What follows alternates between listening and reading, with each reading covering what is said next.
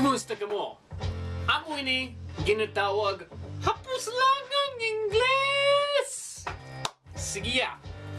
Ang primerong eleksyon naton, ang Abakada. Ayos! Ano ini? Libro ini? May pulos ini. Sige! Abakada. Sa Inggles,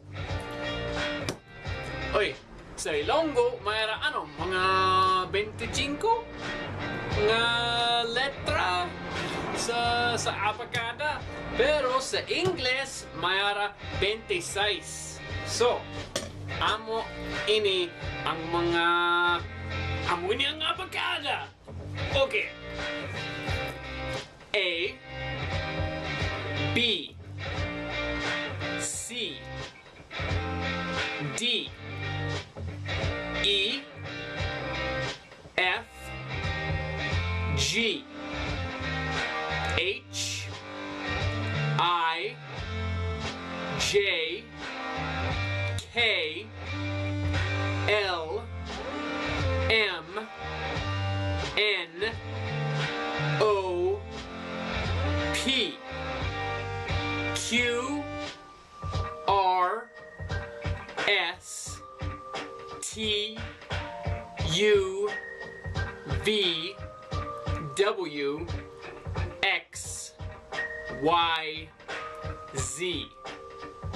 Sige na! Amo na siya! Amo na siya! Ang Abakada sa Ingles. Ginatawag sa Ingles, alphabet. Alphabet. Amo na siya. Hindi man alphabet! Uy! Bastos! Hindi man siya bastos, pero hindi siya tama. Ang ehemplo, kay slang. Ang pulong slang. Okay? Slang. Kung isili mo slang, uy, slang ka? Slang ka? Hindi. Slang ka. Kay slang, pulong siya sa Ingles. Kung isili mo slang, hindi siya tama. O siyempre, ang paagi, ginabutan na ambot.